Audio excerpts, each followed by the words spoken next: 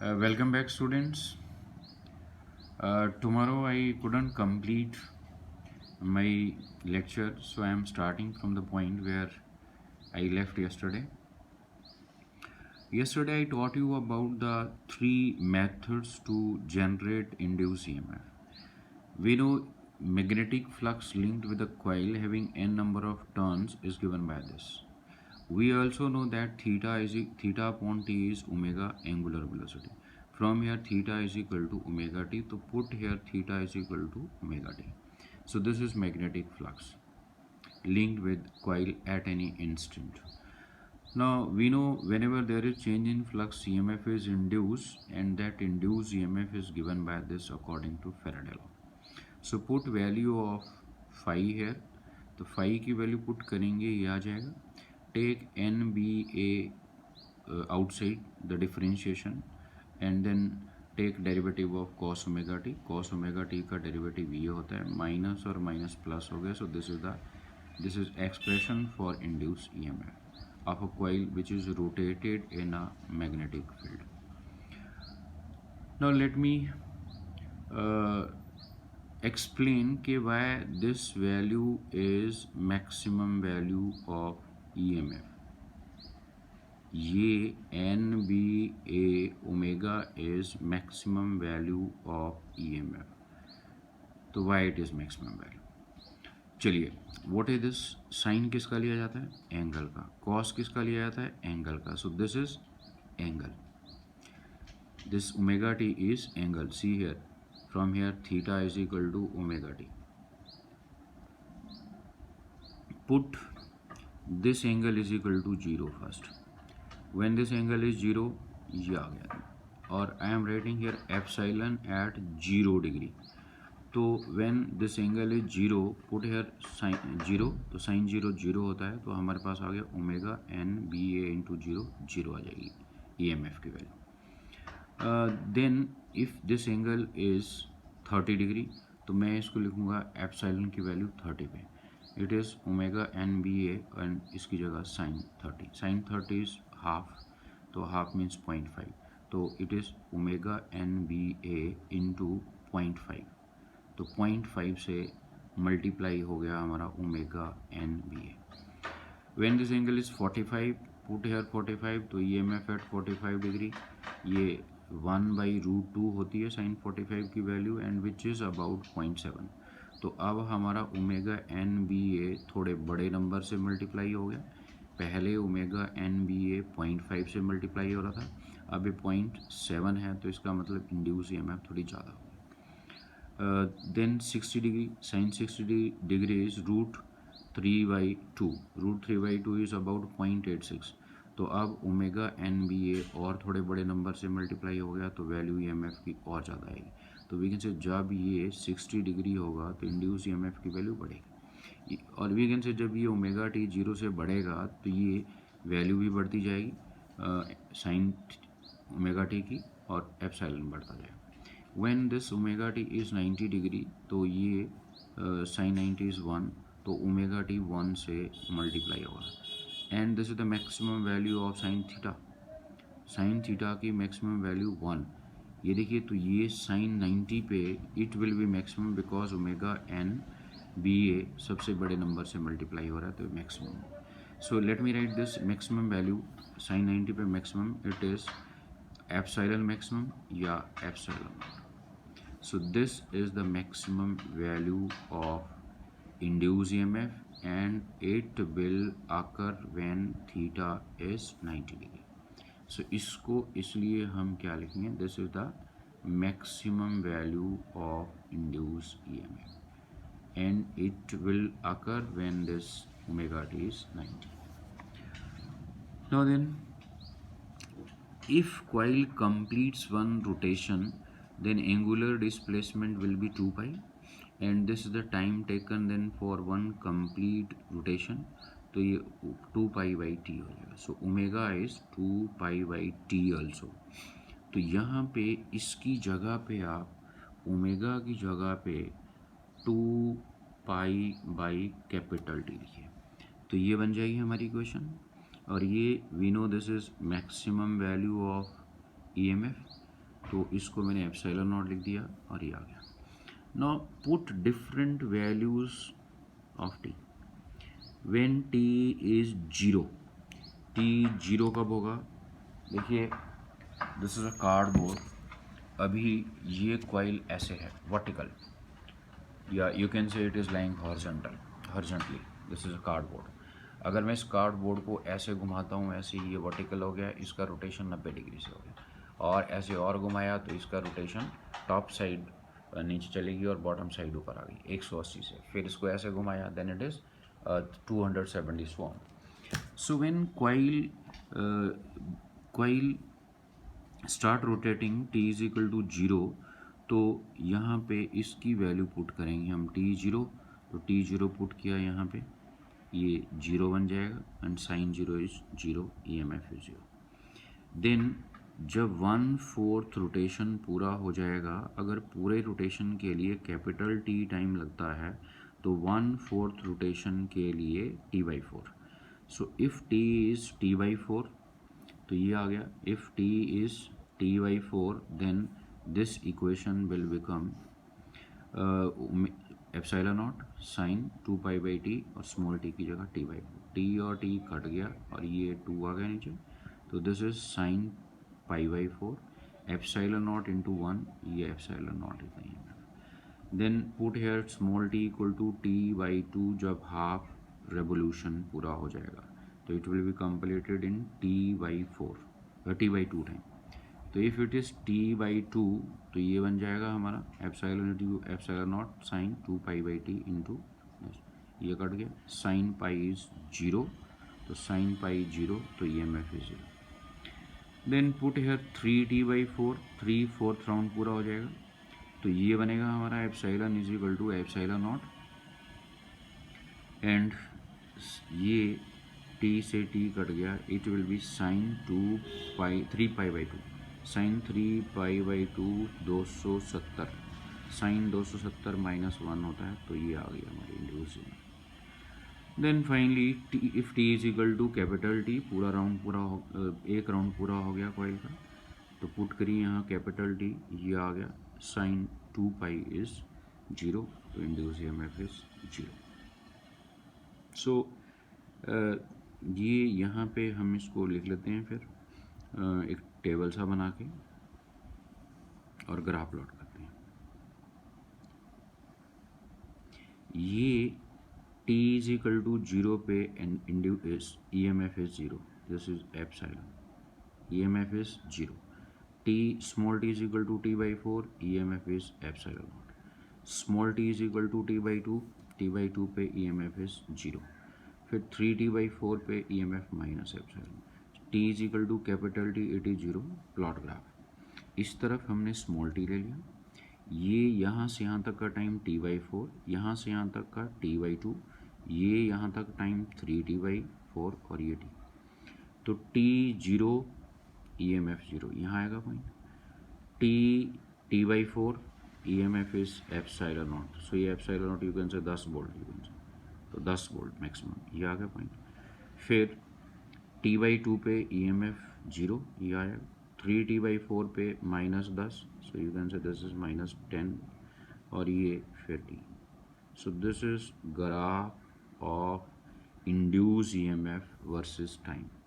सो ये साइन का ग्राफ होता है, तो we can say EMF produce in the coil varies sinusoidally, ये साइन थीटा का graph. So it was about generating EMF by changing orientation of coil. So it was all about generation of EMF. Now let us switch over to next topic. It is eddy currents. Now if you have a solid block of metal or conducting block subjected to a changing magnetic flux, then current will be induced in it. अगर कोई, जैसे आपकी physics की book है, ऐसा एक block है आपके पास आयरन का या एल्युमिनियम का, कोई भी मेटालिक ब्लॉक, तो जब उस ब्लॉक को हम चेंजिंग मैग्नेटिक फ्लक्स में रखेंगे तो उसमें according to Faraday law EMF induce हो जाएगी and that EMF will produce और जनरेट और induce current in that block of metal. जो फ्री इलेक्ट्रॉन्स हैं उस मेटल में they will start moving in circular paths like whirlpool in water, rapidly flowing whirlpool। जैसे नहर में पानी तेज़ वेलोसिटी से अगर जा रहा हो तो आपने देखा होगा कि पानी ऐसे ऐसे घूमता है एक ही जगह। दीज आर कॉल्ड whirlpools और they are also called eddies।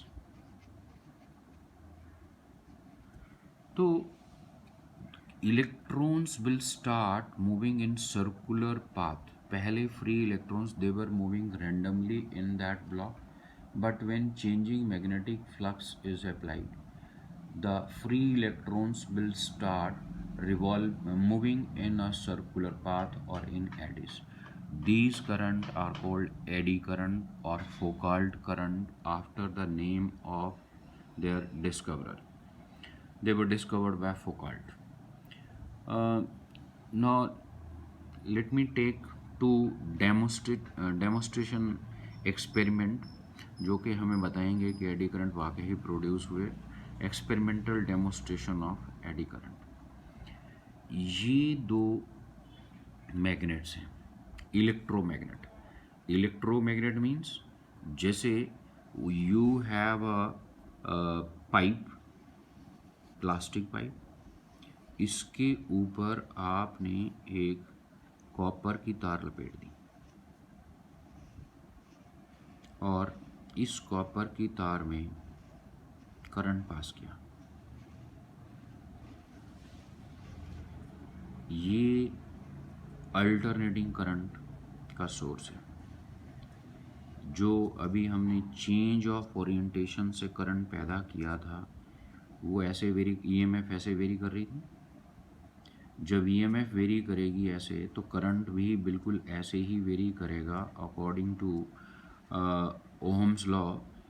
EMF is directly proportional to current या V is directly proportional to current. अगर ईएमएफ बढ़ेगी तो करंट ही बढ़ेगा, ईएमएफ घटेगी तो करंट भी घटेगा।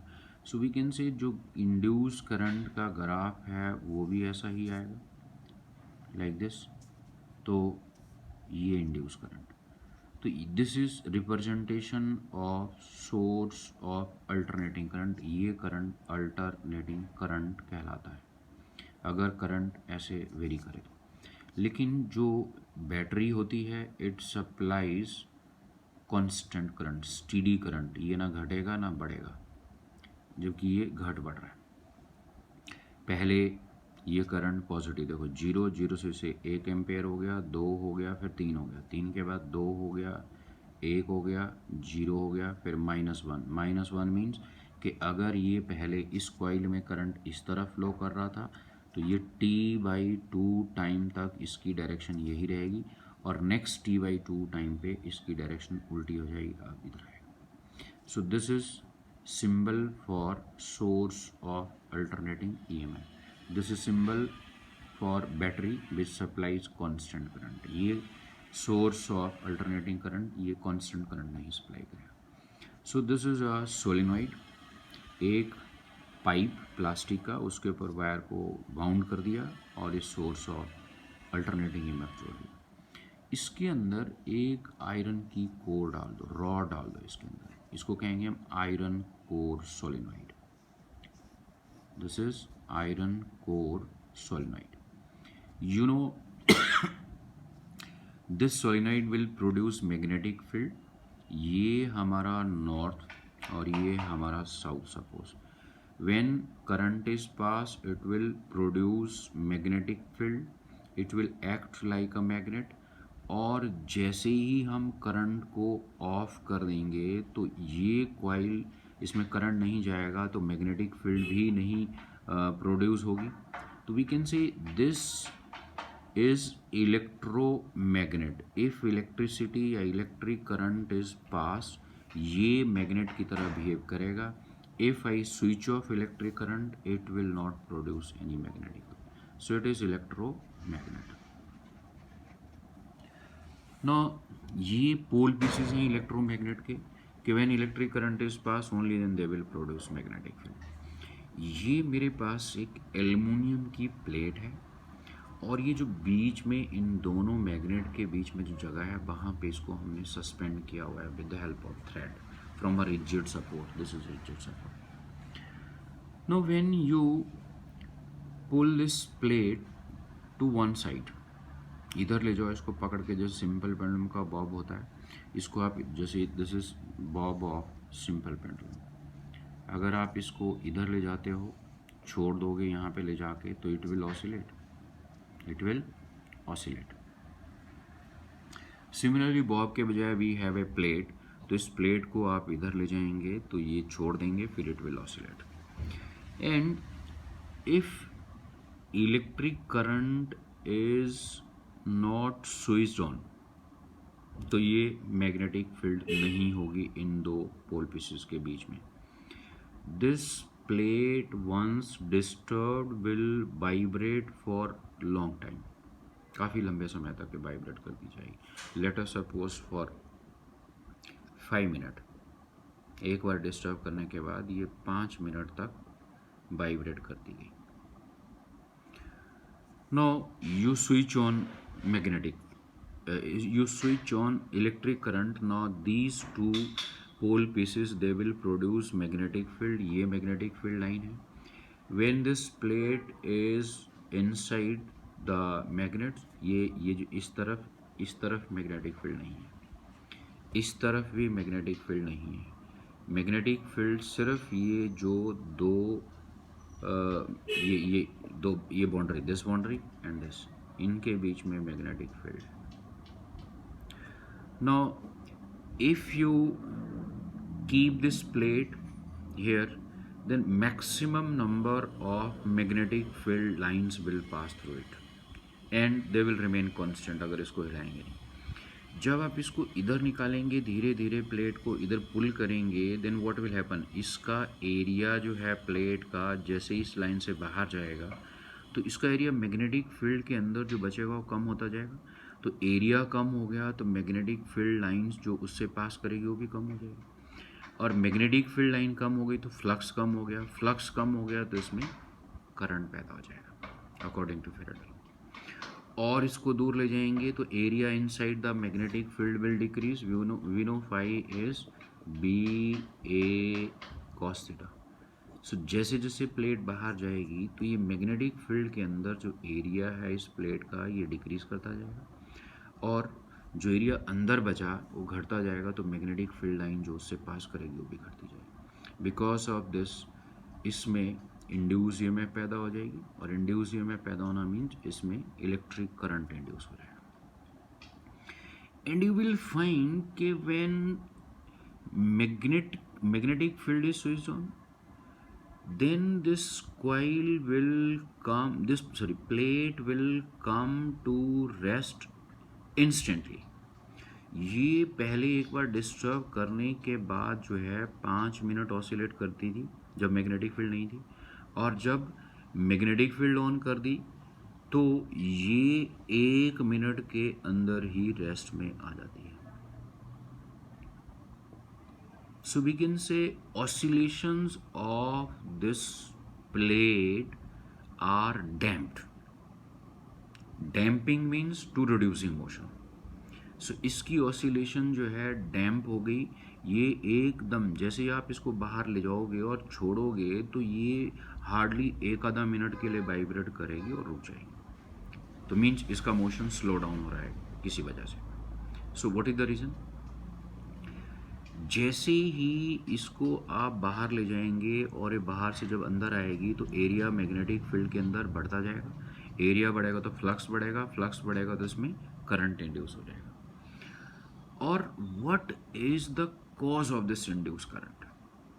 The cause of induce current is oscillation of this plate. अगर ये यहाँ से बाहर नहीं जाती तो एरिया नहीं घटता, एरिया नहीं घटता तो मैग्नेटिक फ्लक्स में नहीं घटता, मैग्नेटिक फ्लक्स नहीं घटता तो इसमें करंट इंड्यूस नहीं होता। तो we can say the cause of induce current is motion of this plate out of the magnetic field. और जब ये अंदर आएगी तो एरिया अंदर बढ़ने लगेगा और इसमें फ्लक्स बढ़ेगा, तब कॉज होगा इंक्रीज इन मैग्नेटिक फ्लक्स।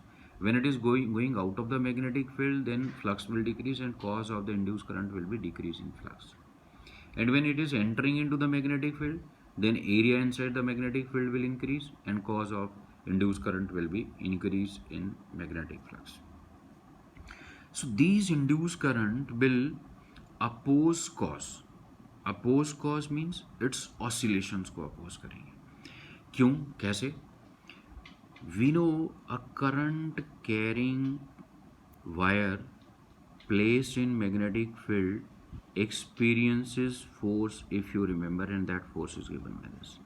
अगर करंट होगा तो ही फोर्स लगेगी, अगर करंट नहीं फ्लो करेगा तार में तो फोर्स भी नहीं लगेगी। तो इसके अंदर करंट इंड्यूस हो गया इस प्लेट में और ये मैग्नेटिक फील्ड में है, तो this plate will experience force.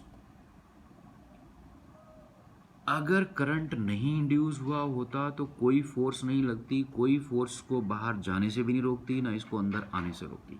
सो इसका जल्दी रेस्ट में आना जो है इस तरफ संकेत करता है, इशारा करता है, इंडिकेट करता है कि इसमें डेफिनेटली करंट पैदा हुआ है इस प्लेट में और उस करंट के इंड्यूस होने के कारण इसके ऊपर फोर्स लग रही है और फोर्स जो है इसके ऑसिलेटरी मोशन को रोकना चाहती है। So this is the first experiment which demonstrates the existence of eddy currents. अब अगर मैं इस मेटल की प्लेट में ऐसे स्लॉट्स काट दूँ, एक पीस यहाँ से निकाल के फेंक दिया है जो एम्प्टी जगह, एक यहाँ से निकाल के फेंक दिया, these are called slots. If slots are cut across this plate and then it is made to oscillate in the magnetic field, then it has been found that this plate with cuts या slots will oscillate for say 3 minutes. अब ज़्यादा समय के लिए oscillate करेगी। अगर कोई slot नहीं थे 5 मिनट के लिए, स्लॉट भी नहीं थे, मैग्नेटिक फील्ड भी नहीं थी और मैग्नेटिक फील्ड अप्लाई कर दी तो सिर्फ 1 मिनट के लिए। और अब अगर हम स्लॉट्स काट दें और फिर लटकाएं और मैग्नेटिक फील्ड अप्लाई कर दें तो ये 1 मिनट के बजाय 3 मिनट तक ऑसिलेट करती है।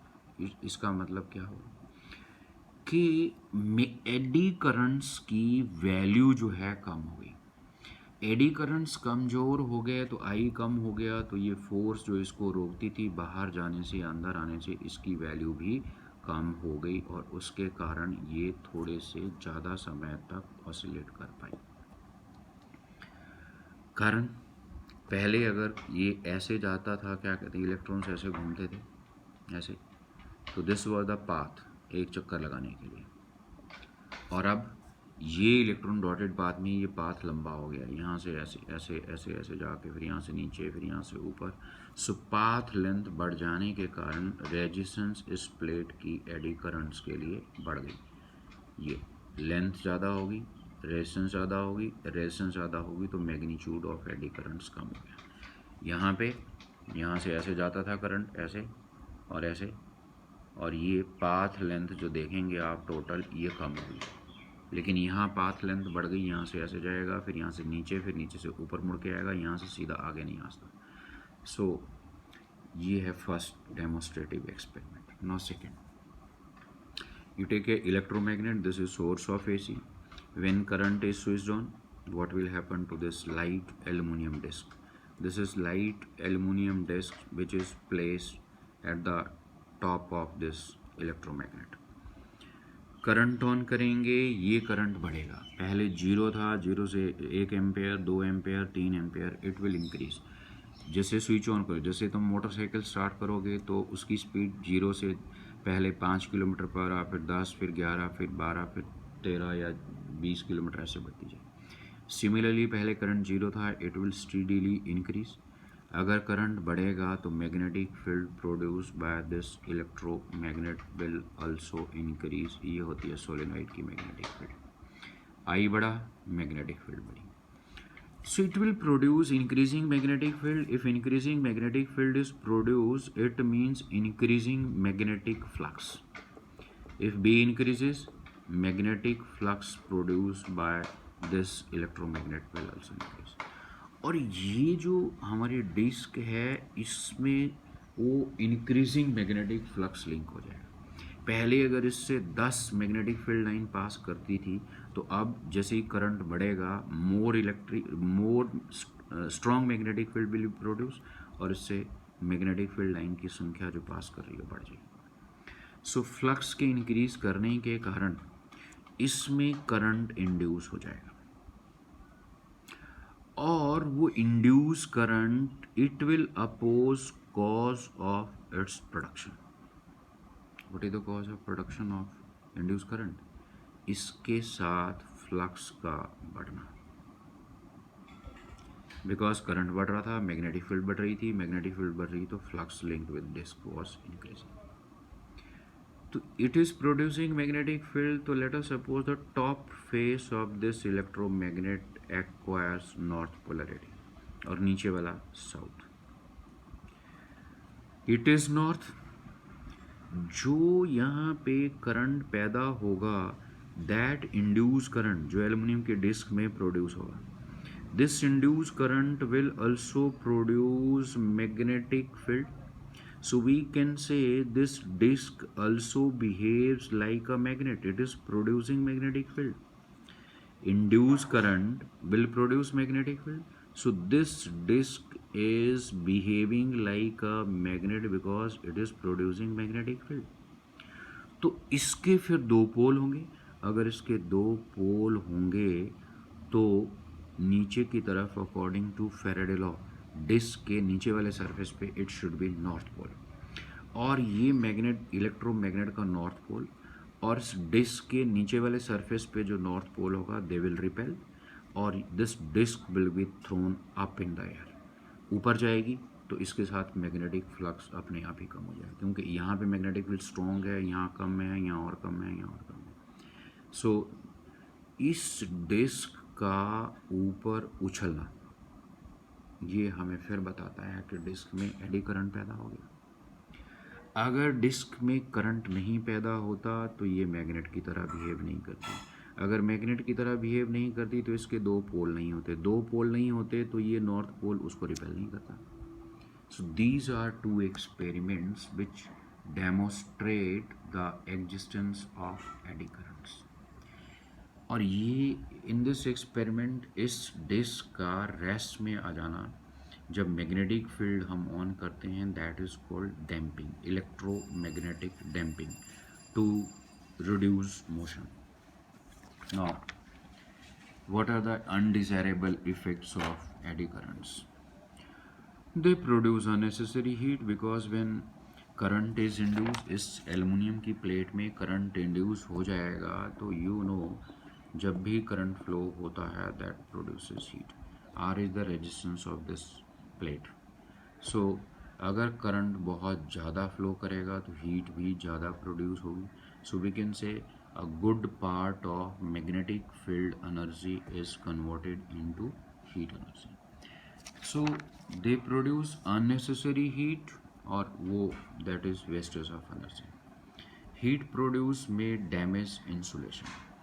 हमारी जो इलेक्ट्रिक मोटर होती है उसमें हम कॉपर की तार को लपेटते हैं, वाइंड करते हैं, वाइंडिंग जिसको कहते हैं, ऐसे लपेटी होती है अगर आपने देखी। इसके ऊपर एक ट्रांसपेरेंट इंसुलेशन होता है। जैसे हमारी डोमेस्टिक वायरिंग होती है उसके ऊपर जो तारें होती है हमारे घरों में उसके बाहर जो है एक रबड़ की लेयर चढ़ी होती है, दिस इज इंसुलेशन। और कॉपर की तार इसके अंदर होती है ब्राउन कलर। बट ये जो मोटर में तार होती है जिसकी हम जो बाइंडिंग में इस्तेमाल करते हैं वो ऐसा लगता है जैसे इसके ऊपर कोई इंसुलेशन नहीं है, कोई रबड़ वगैरह का, बट इसके ऊपर एक एनामल होता है, ट्रांसपेरेंट इंसुलेशन होता है। तो अगर ज़्यादा करंट फ्लो करेगा एडी करंट्स, तो वो लेट अस सपोज एक लोहे का ब्लॉक है, इस ब्लॉक के ऊपर आपने तार लपेट रखी है, कॉइल लपेट रखी है। तो जब इसके ऊपर जो तार लपेटी है, इससे चेंजिंग करंट अगर जाए इस तार से, कॉइल से, वो changing current changing magnetic field produce करेगा, और उस चेंजिंग मैग्नेटिक फील्ड के कारण इस कोर में जिसके ऊपर ये तार लपेटी हुई है, इसमें एडी करंट पैदा हो जाएगी। एडी करंट पैदा होने के कारण this core will become hot. Core hot हो गई तो ये तार लपेटी है इसके ऊपर, ये भी गर्म हो जाएगी, और उस ये इतनी ज़्यादा गर्म हो जाए तो दिस इंसुलेशन इस बाइंडिंग वाली वायर के ऊपर जो लगा हुआ है दैट मे बी डैमेज्ड। तो then next, oppose relative motion. So these are undesirable effects of eddy currents. How they can be minimized? Remember, they cannot be eliminated, they can only be minimized.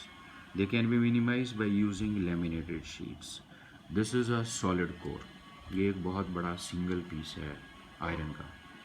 तो instead of taking a single piece, अगर हम इसको magnetic changing magnetic flux में रख देंगे तो इसमें induce current eddy currents पैदा हो जाएंगे, they will produce heat.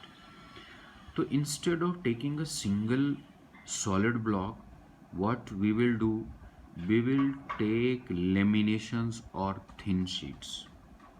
Like आपकी फिजिक्स की बुक है, वो जो पेजेस हैं वो थिन शीट्स हैं। इन ऐसी लोहे की शीट ले लेंगे हम, और एक के ऊपर दूसरी, इसको जैसे एक शीट है उसके ऊपर हम इंसुलेशन लगा देंगे और दूसरी शीट चिपका देंगे, फिर इंसुलेशन लगाएंगे उस ऊपर वाली शीट के ऊपर, फिर उसके ऊपर एक और शीट रखेंगे, स्टैक करेंगे इंसुलेशन। तो these are sheets, this is one of the sheet of iron, ये thin sheet. This is sheet number 2, sheet number 3, 4, 5, 6. These are 6 sheets. इनको मैंने चिपका दिया, ये एक शीट और दो शीट, इनके बीच में इंसुलेशन लगा दिया। अब हम इन के ऊपर, इस लेमिनेटेड कोर के ऊपर जो वायर लपेटेंगे जिससे हम अल्टरनेटिंग करंट पास करेंगे, वो इस तरह से लपेटेंगे कि उसकी जो चेंजिंग मैग्नेट, जैसे ये है, ये जो वायर है इसमें अगर हम चेंजिंग करंट पास करें तो चेंजिंग मैग्नेटिक फील्ड होगी, चेंजिंग मैग्नेटिक फील्ड के कारण इसमें एडी करंट्स प्रोड्यूस होंगे। तो सपोज इसके ऊपर मैंने वायर को लपेट दिया और उस वायर से चेंजिंग करंट पास किया, वो चेंजिंग करंट क्या करेगा, चेंजिंग मैग्नेटिक फील्ड प्रोड्यूस करेगा, और वो चेंजिंग मैग्नेटिक फील्ड से चेंजिंग फ्लक्स और इसमें करंट इंड्यूस होता है। तो जो एडी करंट्स हैं वो ऐसे फ्लो होने चाहिए, ऐसे, उस चेंजिंग फ्लक्स के कारण ऐसे, ऐसे, like this should be the direction of that eddy current, जो उस चेंजिंग मैग्नेटिक फ्लक्स के कारण प्रोड्यूस होना था। अब देखिए क्या होगा, ये जब ये इलेक्ट्रॉन्स इधर जाने लगेंगे 6 नंबर शीट से 5 नंबर शीट की तरफ, ये ऐसे, तो इसके बीच में there is insulation, that insulation will offer resistance, और ये फिर यहाँ से इधर आएंगे इलेक्ट्रॉन, तो यहाँ पे फिर क्या कहते हैं, इन 4 और 5 नंबर के बीच में there is insulation, that insulation will offer resistance. So इस तरह से जो मैग्नीट्यूड है एडी करंट का कम हो जाएगा। ये प्लेट्स के बीच में इंसुलेशन है, तो insulation high resistance, insulation means जो रेजिस्टेंस ऑफर करे, तो ये रेजिस्टेंस बढ़ गई और एडी करंट्स का मैग्नीट्यूड कम हो गया। यस, ये जो 6 नंबर प्लेट है इसमें इलेक्ट्रॉन्स घूम सकते हैं, जैसे दिस इज़ योर पेज, ये अगर आयरन की शीट है इसमें ऐसे घूम सकते हैं लाइक दिस, ये एडी करंट्स ये तो होंगे। लेकिन ऊपर वाली शीट से नीचे वाली शीट में अगर जाना हो तो दोनों शीट के बीच में इंसुलेशन है, electron will find difficulty in moving from top sheet to bottom sheet. So in this way we can minimize eddy currents. Now next we have applications of eddy current. Induction furnace. In induction furnace, heat is produced. Furnace means bhatti. Heat is produced by placing a block of metal in a rapidly changing magnetic field. If you want to melt a piece of iron, this is a piece of iron, you want to heat it, you want to melt it, तो how to melt it? इस block को आप एक ऐसी जगह रख दीजिए जहाँ मैग्नेटिक फील्ड फटाफट चेंज करेगी। तो मैग्नेटिक फील्ड फटाफट चेंज करेगी तो क्या होगा? फ्लक्स भी बहुत जल्दी जल्दी चेंज होगा, B A cos theta. So if rate of change of flux is more, EMF ज़्यादा होगा। See here D by D T B A cos theta. So B is changing, a cos theta D B by D T.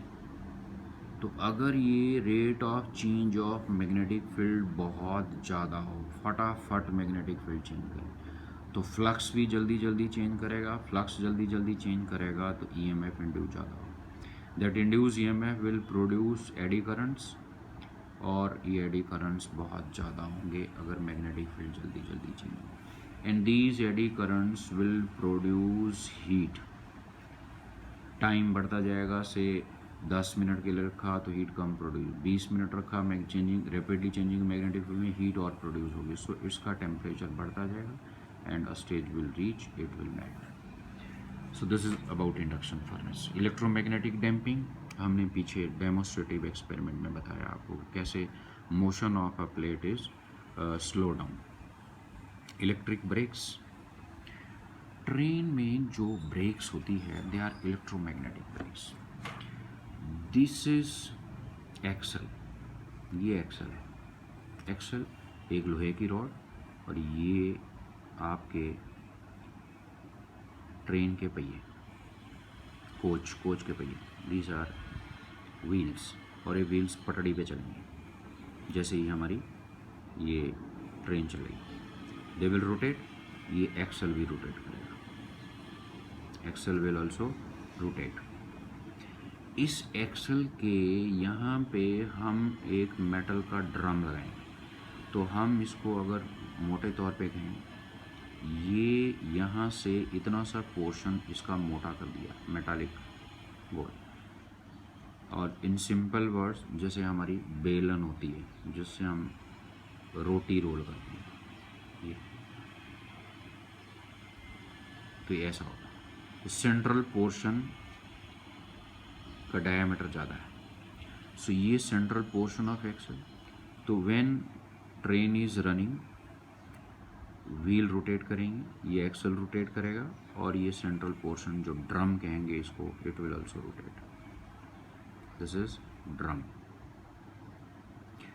When you want to driver wants to stop train, what he will do? इसके इधर और इधर magnet होंगे, ये electromagnet. अगर driver को train को रोकना है, वो this are electromagnet, he will switch on electric current. तो when electric current is switched on, these electromagnet will produce magnetic field, and that magnetic field will produce magnetic flux.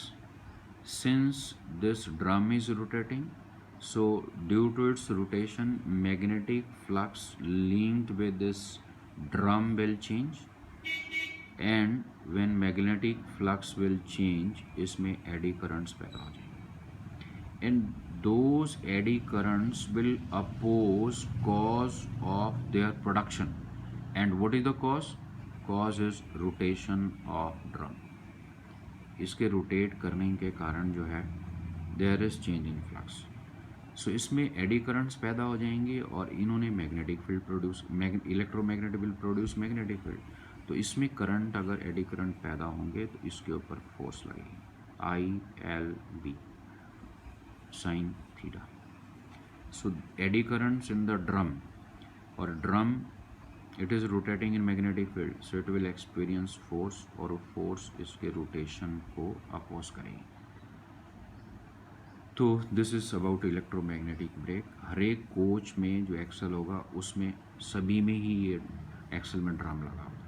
एक switch on करके सारे जितने भी हमारे electromagnet होंगे वो on हो जाएंगे. Then comes electromagnetic shielding. Suppose this is a changing magnetic field. It is a metal plate. You want to shield certain region of space from magnetic field. आप चाहते हैं इस प्लेट के नीचे मैग्नेटिक फील्ड नहीं हो. यू कैन से कि आपकी बुक है, बुक के बजाय आप इसको मानो कि suppose it is metal plate और इस बुक के ऊपर there is a changing magnetic field. तो what will happen that changing magnetic field will induce eddy currents in this metal plate. That is, magnetic field energy will be converted into electric field energy और electric current energy. और इसके नीचे magnetic field, किताब के नीचे जो जगह है वहाँ पे there will be no magnetic field. So in this way you can screen certain region of space from magnetic field. This is electromagnetic shielding. Similarly, energy meters. In energy meters we also use eddy currents. जो आपका electricity का metre होता है वो क्या करता है, it measure के how much units of electricity you have consumed in 1 month और 2 months. So we make use of eddy currents in energy meters. Last is speedometer. Speedometer also uses eddy currents. In speedometer there is a magnet. It is not electromagnet, it is permanent magnet. That magnet will rotate according to the speed of vehicle. जैसे vehicle की speed ज़्यादा हो जाएगी तो ये magnet जो है ये तेज़ी से घूमेगा, स्लो हो जाएगी तो स्लोली घूमेगा. Then this magnet rotates in a aluminum drum. It will rotate in a aluminum drum. ये here this is magnet and this aluminum drum is pivoted. ये एक एक्सिस है, उसके ऊपर ये रोटेट करता है. It is capable of rotation and a pointer is attached to this aluminum drum which can rotate on a calibrated scale. ये pointer हो गया और ये हमारी स्केल हो गई. This is scale. When vehicle is in motion, magnet will rotate. Due to rotation of this magnet, magnetic flux linked with this aluminum drum will change. So due to change in magnetic flux linked with this drum, eddy currents will be produced in the drum and this drum will experience force. ये इसने magnetic field produce कर रखी है तो magnetic field में ये drum और drum में इंड्यूस करंट हो गया, eddy currents. So because of that this drum will experience force. If there is current, only then force will act. So there is current in the eddy current in the drum and magnetic field भी है, so it will experience force and this is pivot. It can rotate. So जैसे ही ये rotate करेगा तो ये pointer जो इस aluminium drum के ऊपर फिक्स कर रखा है it will also rotate और ये calibrated scale है और ये speed इससे measure की जा सकती है. So that's all about application part of eddy currents. So in next lecture I will teach you about self induction and mutual induction. Thank you.